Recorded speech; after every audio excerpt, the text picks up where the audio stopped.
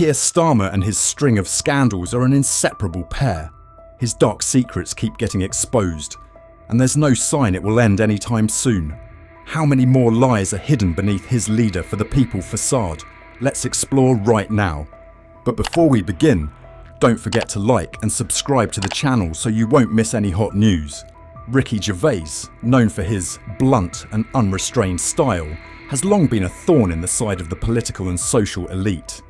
He's best known to audiences for his sharp monologues at the Golden Globe Awards, his no-holds-barred comedy, and his unflinching opinions. This time, Gervais turns his attention to UK politics, with a biting, honest and brutally bold approach, a style that only he can deliver in full.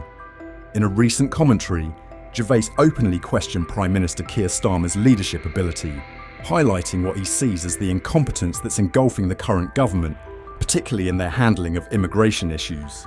Gervais urged the public to keep a close eye on political developments, stressing that we cannot sit idly by while politicians who enjoy special privileges behave recklessly, akin to Hollywood stars with more flaws than talent like Charlie Sheen. This is, as Gervais puts it, a salt in the wound for the people. Though not claiming to be an expert in politics, Gervais didn't hesitate to express his frustration, arguing that what's happening now is nothing but chaos and deceit. In other news, far-right activist Stephen Yaxley Lennon, better known as Tommy Robinson, was recently sentenced to 18 months in prison for contempt of court after spreading false information about a teenage refugee. The trial in Woolwich drew attention, with reporters Gara and Vincent present to update the public on Robinson's latest legal troubles, which have been ongoing since a controversial video surfaced 6 years ago. Gervais also didn't miss the opportunity to reiterate Tommy Robinson's warnings about immigration and social unrest, pointing out the growing divisions within communities. According to Gervais, the government's disregard or avoidance of these issues is a significant factor in the political failure, as more and more people feel their voices are being ignored. In light of this, the public is asking, will Starmer deliver on the Labour Party's promises to nationalise sectors like water, energy, railways and oil in the upcoming election? Gervais emphasised the people's disappointment that Labour leadership has not shown any concrete steps on its 2019 nationalisation pledge. This ambiguity has led to questions about Starmer's reliability, especially as he appears hesitant on crucial issues like soaring housing costs, low wages, and the ever-rising inflation. Furthermore, the government's move to ease pressure on prisons by releasing nearly 1,000 inmates to free up space has sparked significant controversy. Just last month, 1,700 prisoners were released after authorities warned there were only around 80 spaces left. Projections suggest that by next summer, the number of prisoners could exceed capacity, despite there still being around 2,000 available spaces. Given these challenges, the public demands decisive and immediate action, but Starmer seems overly cautious, leaving people disillusioned. They wonder whether he truly grasped the urgency of these issues or is simply turning a blind eye. The working class in particular is concerned that they're being left behind by a leader who claims to represent them, but rarely addresses their real needs. Gervais didn't hesitate to point out that Starmer's financial policies are, in fact, a disastrous budget, a move that could have far-reaching consequences for the country. Finally, Gervais stressed that the Labour Party's promises, with the seemingly impressive £40 billion figure, are not trustworthy. He argues that Starmer and Rachel Reeves misled voters by failing to disclose the increases in taxes and spending clearly in their manifesto, making the public even more sceptical about their leadership abilities. If voters had realised that an additional £40 billion in taxes would be needed to fund Starmer's plans, the election result could have been very different. Starmer has repeatedly pledged to support workers, improve healthcare services, and make housing more accessible for the people. However, so far these promises remain vague, with no concrete actions, leading to deep public scepticism.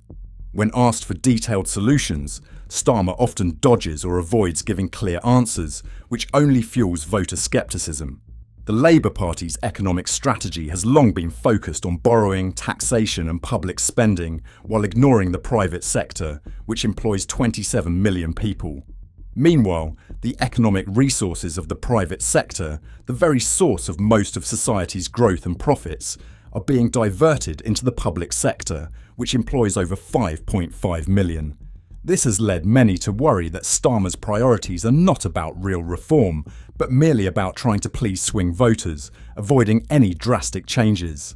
When he first became leader, Starmer crafted an image of a reformer, promising policies that would protect workers' rights, safeguard the environment, and promote economic fairness. However, over time, he has softened or even backtracked on these commitments, leaving those who once believed in his reformist vision feeling disappointed. Growing numbers of voices are questioning whether his fiscal policies can revive the economy as large businesses face bureaucratic hurdles and rising taxes. In fact, many businesses have moved capital abroad to avoid the tax burden, weakening domestic resources and pushing Conservative voters further away from the Labour Party. Starmer had once boldly declared that he would nationalise essential services like railways and energy, but now he's backpedalling, claiming that perhaps this isn't the most suitable approach. This shift creates the impression that he's willing to compromise to please corporate donors and Conservative voters, rather than fighting for genuine reforms that would benefit working people. The inconsistency in Starmer's stance has led to widespread criticism, with many arguing that he lacks vision and resolve. His ambiguity not only alienates those within his own party, but also erodes public trust. Many feel his promises are nothing more than a political tactic to win support, lacking any genuine commitment to turn words into action. In a period of economic hardship and a politically polarised climate, the public expects a decisive and resolute leader. However, Starmer has increasingly shown hesitancy and appeasement, significantly damaging his credibility.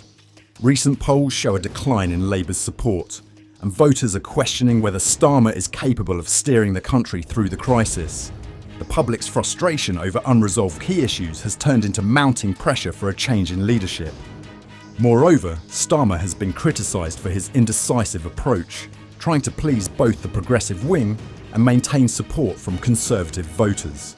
This middle ground approach has left him appearing lacking in decisiveness, unable to meet the expectations from either side. Instead of taking a clear stance, he seems focused on avoiding confrontation, leading many to feel that he lacks the leadership qualities needed.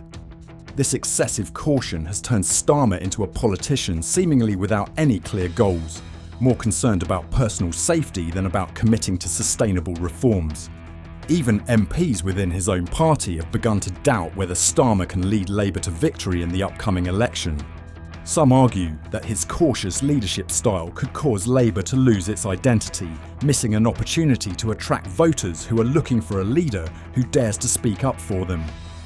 Gervais has been outspoken in his criticism of Starmer, claiming that he lacks the necessary determination to bring about real change.